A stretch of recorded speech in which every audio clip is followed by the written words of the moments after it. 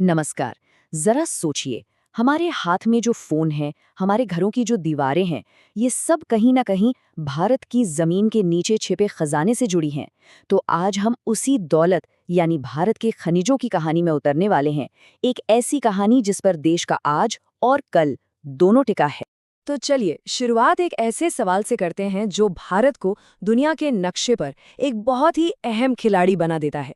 सोचिए तो जरा, दुनिया में थोरियम, जिसे भविष्य का परमाणु ईंधन माना जाता है, उसका सबसे ज्यादा भंडार आखिर किस देश के पास है? जी हाँ, बिल्कुल सही। इसका जवाब है भारत। और देखिए, सिर्फ ये एक फैक्ट ही भारत को भविष्य की एनर्जी रेस में एक बहुत मजबूत दावेदार बना देता है।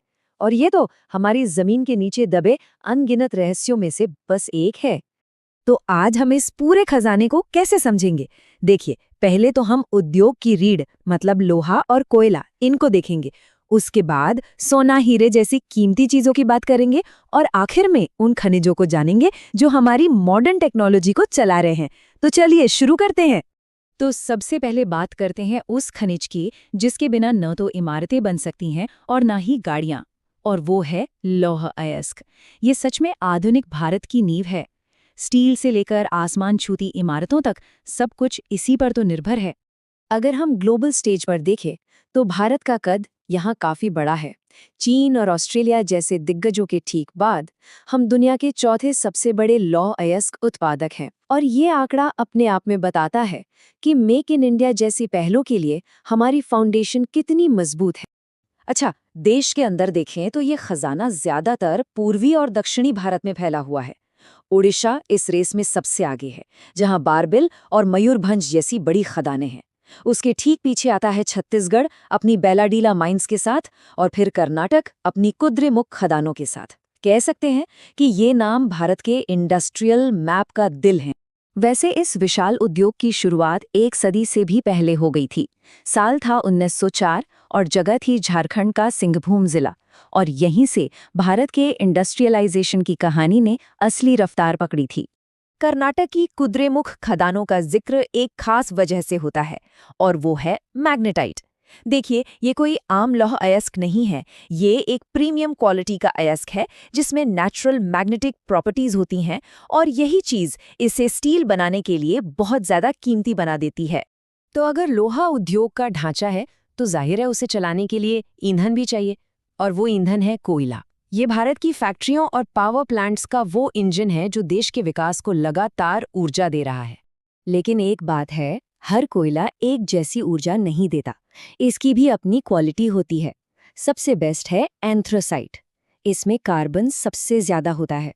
भारत में जो सबसे आम है वो है बिटुमिनस। फिर उससे नीचे आता है लिग्नाइट, जिसे ब्राउन कोल भी कहते हैं। और सबसे आखिर में सबसे निचली क्वालिटी का होता है पीट। अब अगर प्रोडक्शन की बात करें तो छत्तीसगढ़ देश में नंबर 1 पर है। उसके बाद नंबर आता है झारखंड का। और यहाँ का झरिया इलाका तो सिर्फ भारत में ही नहीं बल्कि पूरी दुनिया में स्टील बनाने वाले बेहतरीन कोकिंग कोल के लिए फेमस है। और तीसरे नंबर पर है ओडिशा। चलिए, अब लोहे और कोयले से आगे बढ़ते हैं और बात करते हैं उन खनिजों की जिनकी चमक और ताकत ने सदियों से इतिहास बदला है। जी हाँ, हम बात कर रहे हैं सोने, हीरे और परमाणु ऊर्जा की। जब भी सोने की बात होती है तो एक ही राज्य का नाम सबसे ऊपर आता है, और वो है कर्नाटक। यहाँ की कोलार गोल्ड माइंस और हट्टी गोल्ड माइंस, ये दोनों ही भारत के गोल्ड प्रोडक्शन का दिल है। लेकिन चलिए, कहानी में थोड़ा और पीछे चलते हैं, तेलंगाना की मशहूर गोलकुंडा खदानों की तरफ। ये वो जगह है जो एक ऐसी खोज की गवाह बनी जिसने सच में दुनिया का इतिहास बदल दिया। तो कोई अंदाजा है कि यहाँ से कौन सा ऐसा विश्व प्रसिद्ध खजाना निकला था जिसका नाम आज हर कोई जानता है? जी हाँ, कोह-ए-नूर हीरा, दुनिया के सबसे मशहूर हीरों में से एक, इसी गोलकुंडा की खदान से निकला था। और ये एक शानदार उदाहरण है इस बात का कि भारत की भूमि में कितनी दौलत छुपी हुई है। अगर आज के दौर की बात करें तो भारत में हीरों का सबसे बड़ा केंद्र है मध्य प्रदेश का पन्ना जिला। आलम यह है कि देश में निकलने वाले लगभग हर 3 में से एक हीरा यहीं से आता है, जो कि भारत के कुल उत्पादन का करीब 31.5% है। अब बात करते हैं परमाणु ईंधन की। देखिए, यूरेनियम के लिए झारखंड की जादूगढ़ा खदान बहुत फेमस है, लेकिन एक मजेदार बात यह है कि जब कुल प्रोडक्शन की बात आती है तो आंध्र प्रदेश देश का सबसे बड़ा यूरेनियम उत्पादक है।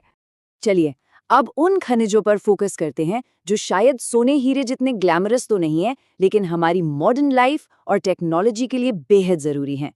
ये असल में हमारे गुमनाम नायक हैं। ये वो खनिज हैं जो हमारी रोजमर्रा की जिंदगी का हिस्सा हैं।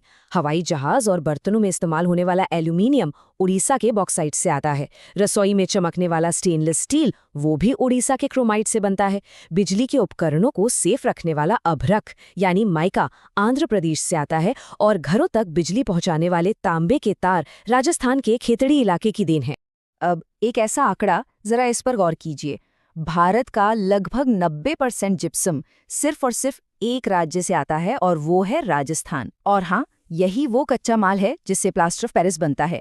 और जब बात राजस्थान की हो ही रही है तो ये कैसे भूल सकते हैं कि दुनिया के 7 अजूबों में से एक ताजमहल, उसके लिए इस्तेमाल हुआ शानदार सफेद संगमरमर भी तो वहीं की मकराना खदानों से आया था।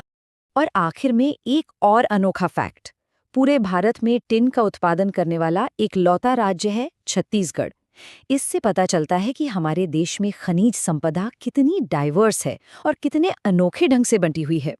तो जैसा कि हमने देखा, भारत वाकई खनिजों का एक खजाना है, लेकिन ये सब हमें एक बहुत बड़े सवाल पर लाकर खड़ा करता है। इस विशाल प्राकृतिक दौलत पर बने एक राष्ट्र के तौर पर हम संसाधन निकालने और अपने पर्यावरण की सुरक्षा, इन दोनों के बीच संतुलन कैसे बना सकते हैं? ये एक ऐसा सवाल है जिस पर हम सभी को सोचना जरूरी है।